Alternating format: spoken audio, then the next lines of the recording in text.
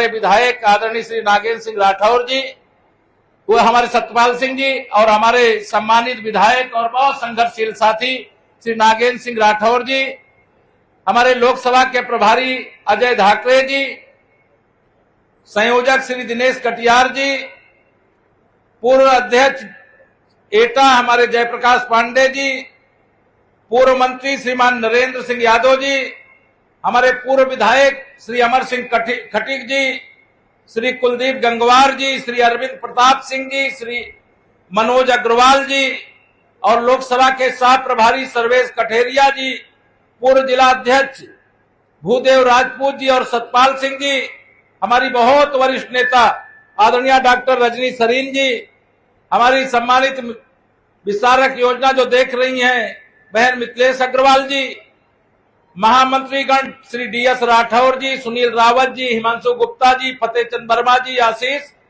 राजपूत जी, हमारे विधानसभाओं के प्रभारी और संयोजक गण क्रमशः श्री सुशील कटियार जी, जय गंगवार जी, विनय वर्मा जी, विजय गुप्ता जी, योगेंद्र भदौरिया जी, आदित्य मिश्रा जी, कृपा नारायण तिवारी जी, राम प्रकाश सिंह राठौर जी, सुबोध यादव जी, आमोद आर्य जी, नाम बहुत हैं। सम्मानित मंच में कह रहा हूं और सामने बैठे हुए भारतीय जनता पार्टी के सब कुछ करने धरने वाले, विजय श्री का तिलक लगाने वाले, तीसरी बार मोदी जी को देश का प्रधानमंत्री बनाने वाले और मुकेश राजपूत जी को मोदी जी की सेना में यहां से विजयी बना करके भेजने वाले आप सब कार्यकर्ता मित्रों को, बड़े बुजुर्ग, नौजवान, दोस्त, माताओं, बहनों, मैं सबको प्रणाम करता हूं, सबको जय श्री राम करता हूं। मेरे पत्रकार मित्रों, आज का यह दिन ऐतिहासिक दिन है। आज नामांकन, 13 मई को मतदान है। गर्मी तो बहुत है, लेकिन इस गर्मी में विपक्ष ठंडा पड़ गया है। बताइए सही है कि नहीं? दोनों हाथ उठा बताइए सही है कि नहीं सही है? कोई विपक्ष वाला प्रचार करता हुआ दिखाई दे रहा है क्या कहीं? उनको एडवांस में पता है, सपा की साइकिल पंचर होती तो कोई थोड़ा बहुत ठीक करा सकता था, वो तो खंड खंड हो गई है। एक टुकड़ा सैफई में पड़ा, एक लखनऊ में पड़ा, एक कहां पड़ा, कोई पता नहीं है। सपा की साइकिल का हाल बेहाल है। 2024 का यह लोकसभा चुनाव ऐतिहासिक चुनाव है।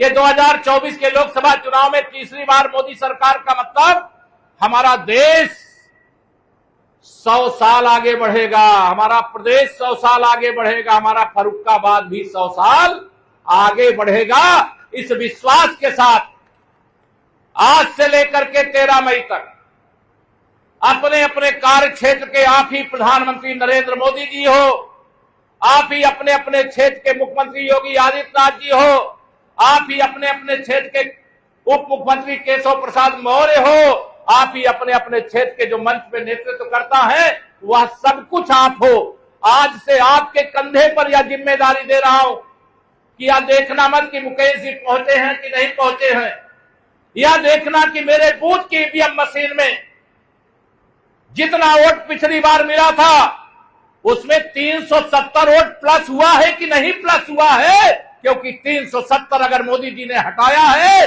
तो हमारा आपका दायित्व तो है कि हर बूथ पर जितना वोट पिछली बार मिला था उसमें 370 वोट और बढ़ा दें। बढ़ा सकते हो? बढ़ा सकते हो? दोनों हाथ उठा बताओ, जो बढ़ा सकते हैं हाथ उठा बताओ। 370 वोट प्रत्येक बूथ पे बढ़ाइए।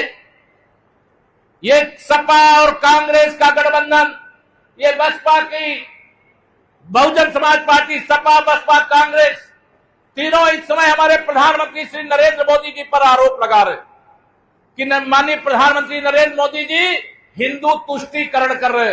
अरे मुस्लिम तुष्टीकरण की घटिया राजनीति करने वालों, तुम मेरे प्रधानमंत्री श्री नरेंद्र मोदी जी पर आरोप लगाते हो, जिन्होंने सबका साथ, सबका विकास, सबका विश्वास जीतने का काम किया है, विकास की योजनाओं का संपूर्ण लाभ बिना भेदभाव के देने का काम किया है। ये श्री राहुल गांधी जी और श्री अखिलेश यादव जी की जोड़ी 2017 में थी, याद है कि नहीं याद है आपको? दोनों हाथ बताइए उठा करके, याद है कि नहीं याद है?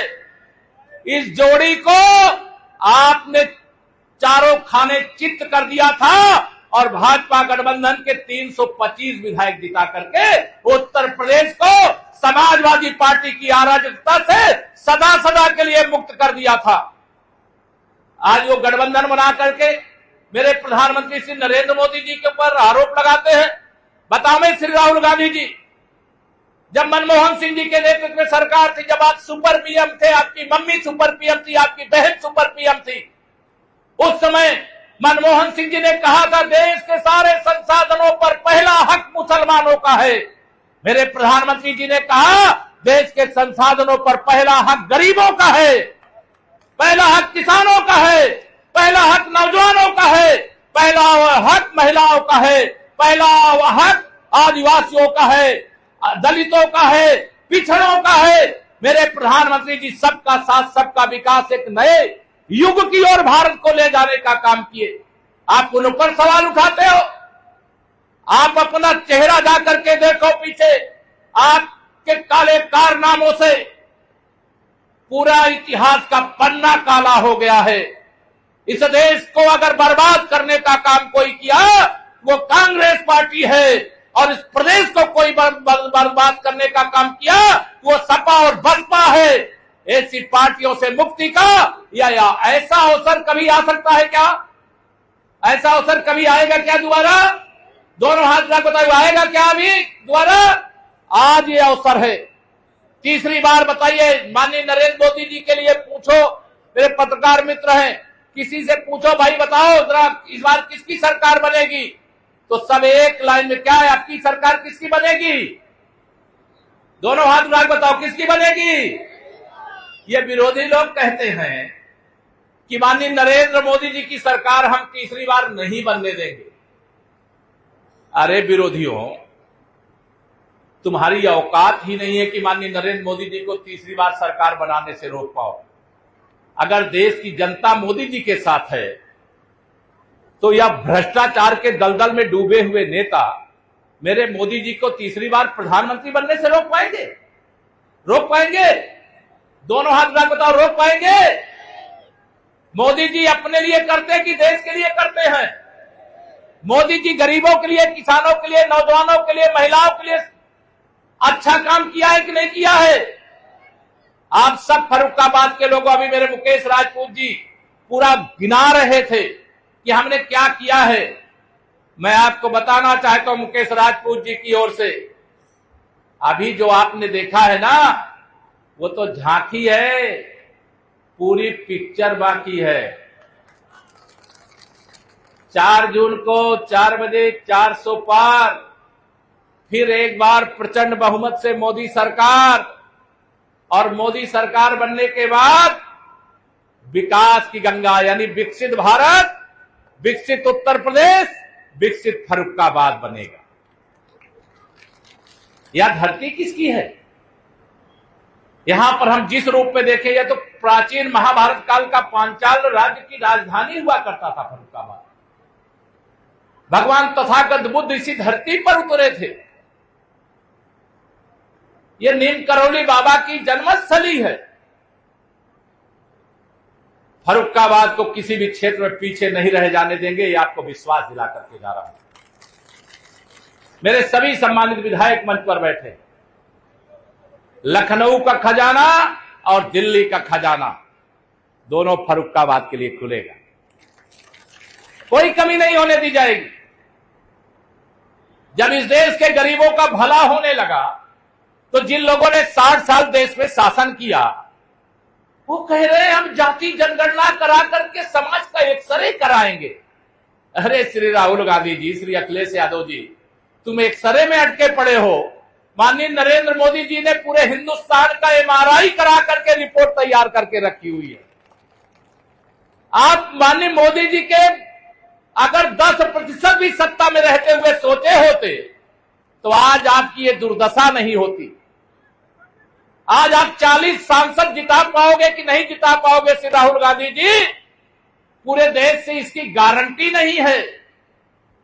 और श्री अखिलेश यादव जी मैदान छोड़ करके भाग गए। कन्नौज का सर्वे कराया, कराने के बाद उनको पता चला कि यहां तो साइकिल जीत ही नहीं सकती। तो पहले कह रहे थे कन्नौज से लड़ेंगे लड़ेंगे लड़ेंगे, लेकिन अब अपने वहां कोई भाई भतीजे किसी को लड़ा दिया। भाषण क्या देते हैं, पीडीए, और इनके परिवार से कितने लोग कितनी सीटें लड़ रहे हैं, कन्नौज लड़ रहे हैं, फिरोजाबाद लड़ रहे हैं, बदायूं लड़ रहे हैं, मैनपुरी लड़ रहे हैं, आजमगढ़ लड़ रहे हैं। एक परिवार के 5 सदस्यों को आपने लोकसभा का टिकट दिया है श्री अखिलेश यादव जी, और आप पीडीए की बात करते हो। आपका पीडीए परिवार डेवलपमेंट अथॉरिटी के अलावा कुछ नहीं है। धोखा देने की कोशिश मत करो। आपकी धोखेबाजी को, आपकी सरकार के समय की गुंडागर्दी को कोई भूला है क्या? जब उत्तर प्रदेश में सपा की सरकार थी, सपा के गुंडे नारे लगाते थे, सपा का नारा खाली प्लाट हमारा, रहता था कि नहीं रहता था? बताओ, मैं जो बात कह रहा हूं सही है कि गलत है? सपा सरकार जब श्री अखिलेश यादव जी मुख्यमंत्री थे, जिस गाड़ी में सपा का झंडा उस गाड़ी में बैठा गुंडा, बताइए सही है कि गलत है? जब सपा की सरकार थी, रोज दंगे की आग में यूपी झुलसता था कि नहीं झुलसता था? अराजक प्रदेश बना दिया। भगवान राम के भक्तों पर तुम्हारे पिताजी की जब सरकार थी, गोली चलाई गई। वह भूल करके श्री राम जन्मभूमि तीर्थ क्षेत्र ट्रस्ट ने तुमको निमंत्रण दिया कि आओ, रामलला 500 साल बाद अपने जन्म स्थान पर विराजमान हो रहे हैं, वहां आ जाओ। लेकिन तुम्हें मुख्तार अंसारी की कब्रिस्तान पे फतिहा पढ़ने का समय तो मिल गया, लेकिन रामलला का दर्शन करने की फुर्सत नहीं मिली। अगर रामलला के दर्शन कर लेते शायद प्रायश्चित पूरा हो जाता। यही हाल कांग्रेस पार्टी का, जिससे उन्होंने गठबंधन किया। कांग्रेस ने कहा था भगवान श्री राम काल्पनिक है, वो हुए ही नहीं। इनका प्रमाण पत्र चाहिए, भगवान राम हुए कि नहीं हुए। उसके बाद भी निमंत्रण दिया। जिन लोगों ने भगवान श्री रामलला के प्राण प्रतिष्ठा का निमंत्रण ठुकराया है, उनको ठुकराने का सही समय आ गया है। उनको ठुकराने का काम करिएगा। अगर माननीय नरेंद्र मोदी जी के नेतृत्व में सरकार बनाने के लिए आपने मुकेश राजपूत जी को फर्रुखाबाद से सांसद बनाकर नहीं भेजा होता, तो जम्मू कश्मीर में जो आर्टिकल 370 कांग्रेस पार्टी ने लगाया था, उसको हटाने का काम किसने किया? दोनों हाथ उठा के बताओ किसने किया? अगर आपने मोदी जी को ताकत नहीं दी होती, उन्हें मजबूत नहीं बनाया होता, तो क्या 370 जम्मू कश्मीर से हटती क्या? अगर माननीय नरेंद्र मोदी जी के नेतृत्व में भारतीय जनता पार्टी को बहुमत नहीं दिया होता, तो क्या अयोध्या में 500 साल बाद रामलला अपने जन्म स्थान पर विराजमान हो पाते क्या? दोनों हाथ उठा बताओ, विराजमान हो पाते क्या? अभी और 500 साल हमें आपको इंतजार करना पड़ता, तब रामलला का उनके जन्म स्थान पर हम दर्शन कर पाते। आज आपने ताकत दिया तो आपने दृश्य देखा। देश के 80 करोड़ गरीबों को प्रधानमंत्री गरीब कल्याण अन्न योजना का राशन वितरण हो रहा है कि नहीं फ्री में? बताइए, दोनों हाथ उठा के बताइए। अब ये सपा और बसपा और कांग्रेस के लोग गरीबों के सामने जो भोजन की थाली माननीय प्रधानमंत्री मोदी जी ने दिया है, वो थाली ही छीन लेना चाहते हैं। या चाहते हैं कि देश के जो किसानों को 2-2 हजार की 3 किस्त साल में 6,000 रुपया प्रधानमंत्री किसान सम्मान निधि मिलती है, वो ना मिले। क्या आप चाहोगे सम्मान निधि मिलना बंद हो जाए? कोई चाहेगा क्या? दोनों हाथ में बताइए, चाहेगा क्या? मोदी जी के आने से पहले किसी किसान को 600 रुपया भी सपा वाले या कांग्रेस वाले देते थे क्या? मोदी जी आए 6,000 रुपए साल में दे रहे हैं। हम किसान के बेटे, मोदी जी गरीब के बेटे हैं। हमने भी गरीबी देखी है, हमारे प्रधानमंत्री जी ने भी गरीबी देखी है, गरीबों का दर्द जानते हैं। जो चांदी का चम्मच लेकर के पैदा हुए श्री राहुल गांधी, श्री अखिलेश यादव जी, आपको गरीबों का दर्द नहीं मालूम है। जो कच्चे मकान में रहता है, बरसात के समय जब घर से पानी चूने लगता है, घर की माताएं बहनें किस प्रकार से वर्षा काल हो, जाड़े का समय हो, गर्मी का समय हो, किस प्रकार का संकट सहती थी, वो आपको पता ही नहीं है। मेरे प्रधानमंत्री श्री नरेंद्र मोदी जी ने 4 करोड़ गरीबों को पक्का प्रधानमंत्री आवास बना करके देने का काम किया। आपको परेशानी हो रही है। मोदी जी ने गारंटी वाली गाड़ी गांव-गांव भेजी थी कि नहीं भेजी थी? बताओ। सर्वे रिपोर्ट कराई गई। पहले क्या होता था, सर्वे रिपोर्ट में भी घोटाला करते थे। जो गरीब आदमी था उसको अमीर दिखा दिया और जो अमीर आदमी था उसको गरीब दिखा दिया। मेरे बहुत सारे गरीब ऐसे जिनको प्रधानमंत्री आवास मिलना चाहिए था, उन सबको मिला है क्या? नहीं मिला है। प्रधानमंत्री जी ने एमआरआई करा लिया है, पूरे देश के अंदर क्या समस्या है उसका पूरा डाटा तैयार कर लिया है और कहा है कि 4 जून 4 बजे 400 पार। तीसरी बार मोदी सरकार बनने के बाद 3 करोड़ और गरीब बचे हैं, उनको भी प्रधानमंत्री आवास देने का काम करेंगे। अब इनको परेशानी हो रही है। मेरे प्रधानमंत्री जी ने कहा, एक अभी 2022 में आपने हमारे सारे विधायकों को विजयी बना करके भेजा, मैं आपका सबको अभिनंदन करता हूं, वंदन करता हूं। लेकिन 2022 में विधानसभा का चुनाव, 2024 में लोकसभा का चुनाव। मेरे प्रधानमंत्री जी चाहते हैं एक देश एक वोटर लिस्ट एक चुनाव, एक साथ चुनाव होना चाहिए कि नहीं होना चाहिए? इसके लिए 400 पार चाहिए। कितना चाहिए? 400 पार। अब की बार 400 पार। एक देश में सबके लिए एक कानून होना चाहिए कि किसी के लिए अलग कानून, किसी के लिए अलग कानून? एक कानून होना चाहिए। मेरे प्रधानमंत्री जी ने कहा सामान्य नागरिक संहिता देश के अंदर लाने का काम करेंगे और सामान्य नागरिक संहिता के लिए चाहिए 400 पार। जो हमारे 70 साल से ऊपर के बुजुर्ग हैं, ऐसे बुजुर्गों को 5 लाख रुपए तक साल में इलाज करा सके, इसके लिए प्रधानमंत्री आयुष्मान कार्ड उन बुजुर्गों को अलग से बना करके देने का काम किया जाएगा। इसके लिए 400 पार। अभी हमारा 370 हटने के बाद भी पाकिस्तान के कब्जे में कश्मीर का एक हिस्सा कांग्रेस ने सौंप दिया था। हमारे गृह मंत्री जी ने संसद में खड़े होकर के ललकार करके कहा था पाकिस्तान के कब्जे वाला कश्मीर भारत का अखंड हिस्सा है, अभिन्न हिस्सा है, और जब तक वहां तिरंगा नहीं फहरा लेंगे चैन से नहीं बैठेंगे। इसके लिए हमें 400 पार चाहिए। माननीय नरेंद्र मोदी जी के नेतृत्व में सरकार बनने के बाद बताइए आतंकवादी हमले बंद हो गए कि नहीं हो गए? 2 आतंकवादी हमले मोदी सरकार बनने के बाद हुए थे, उरी में, पुलवामा में। लेकिन इसी देश के अंदर जब प्रधानमंत्री नरेंद्र मोदी जी होते हैं, सरकार भारतीय जनता पार्टी की होती है, तो दुनिया क्या कहेगी इसकी परवाह किए बगैर अगर घर में घुस करके पाकिस्तान को सर्जिकल स्ट्राइक करके मारने का काम, एयर स्ट्राइक करके मारने का काम किसी ने किया है तो माननीय नरेंद्र मोदी जी की सरकार में भारत के वीर बांकुरों ने किया। मेरे भाई बहनों, देश के अंदर एक बदला हुआ वातावरण है।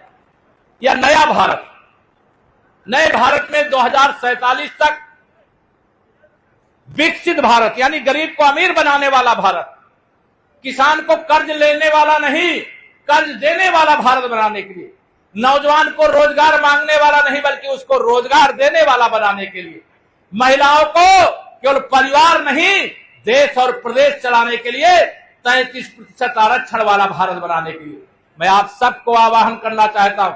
अब की बार 400 पार में यह भी दुनिया की नजर है, मोदी जी विश्व के सबसे शक्तिशाली नेता है कि नहीं है? दोनों हाथ उठा बताइए, है कि नहीं है? मोदी जी दुनिया के सबसे शक्तिशाली नेता है और मोदी जी के नेतृत्व में आज भारत का डंका पूरी दुनिया में बज रहा है।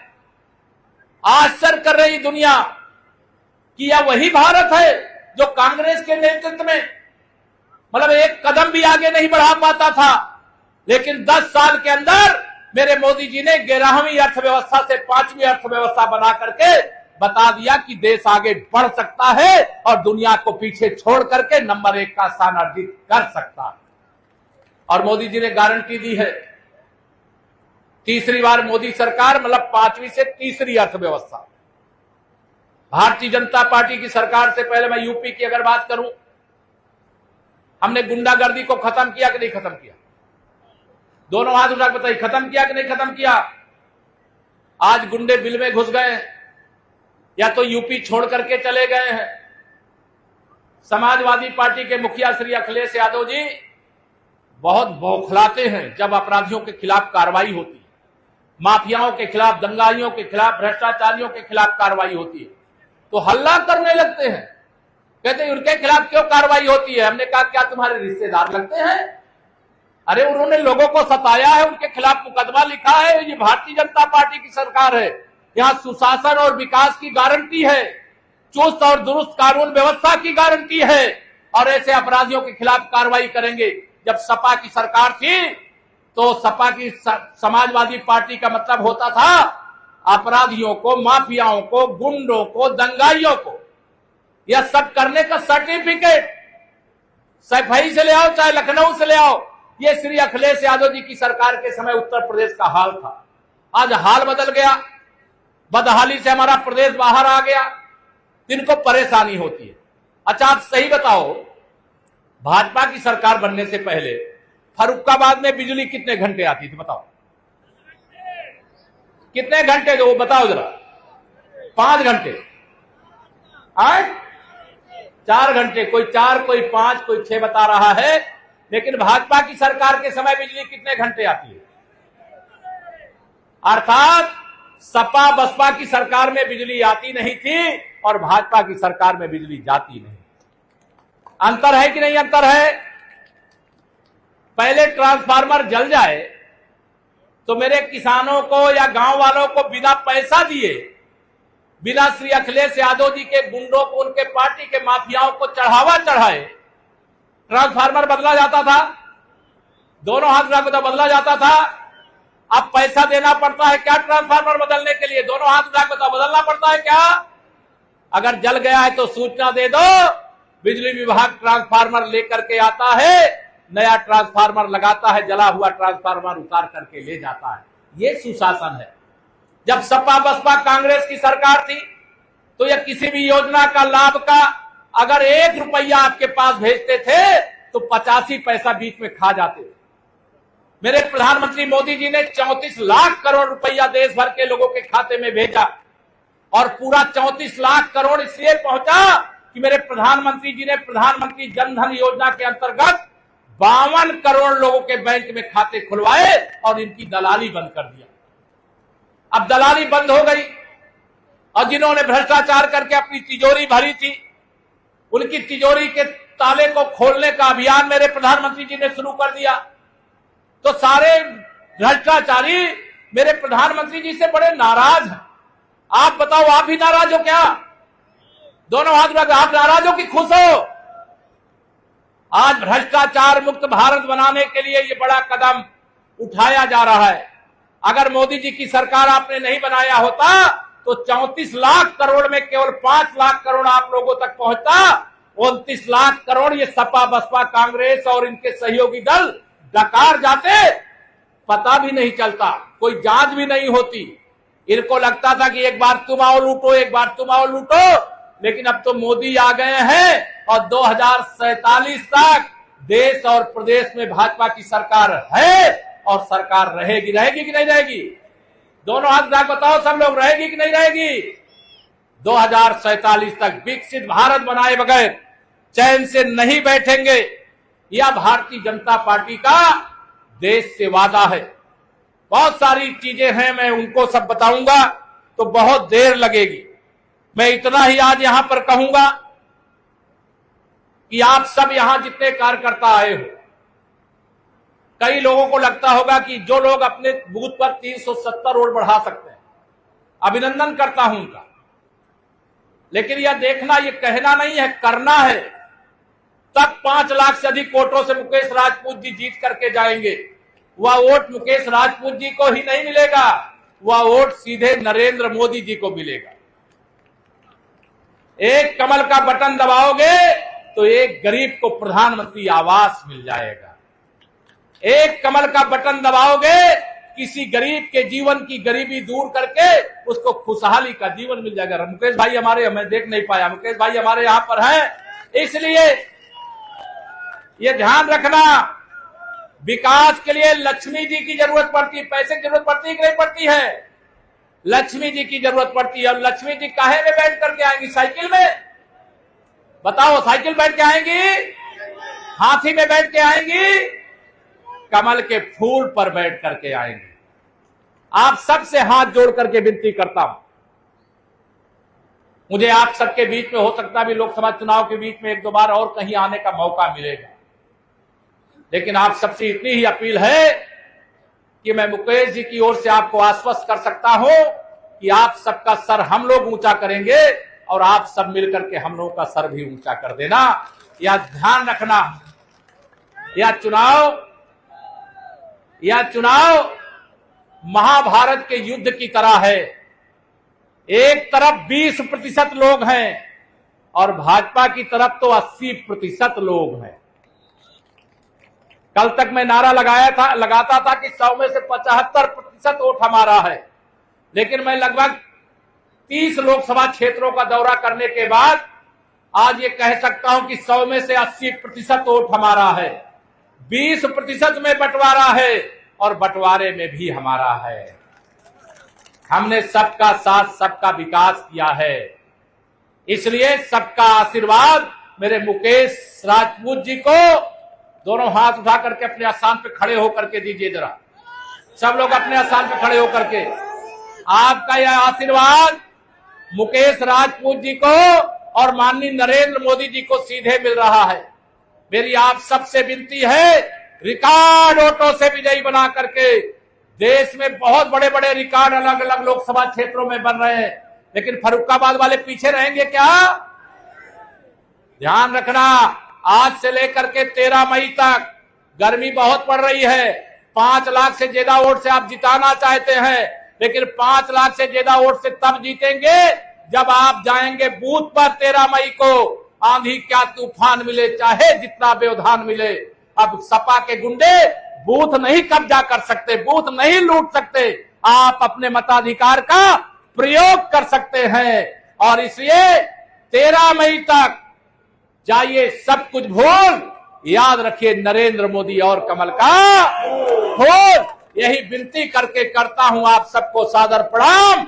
जरा दोनों हाथ उठा करके बोलिए जय श्री राम, बोलिए बजरंग बली की। भगवान तथागत के चरणों में भी प्रणाम करता हूं, क्योंकि हमारे प्रधानमंत्री जी ने संयुक्त राष्ट्र संघ की सभा में ललकार करके कहा था कि हमने दुनिया को युद्ध नहीं भगवान तथागत बुद्ध दिया है, और यह कहने वाला भारत का कोई दूसरा प्रधानमंत्री नहीं, हमारे नरेंद्र मोदी जी हैं, जो विश्व के सबसे बड़े मंच पर कहकर आए। इससे मेरा आप सबसे निवेदन है, हर बात को रखिए ध्यान। कमल निशान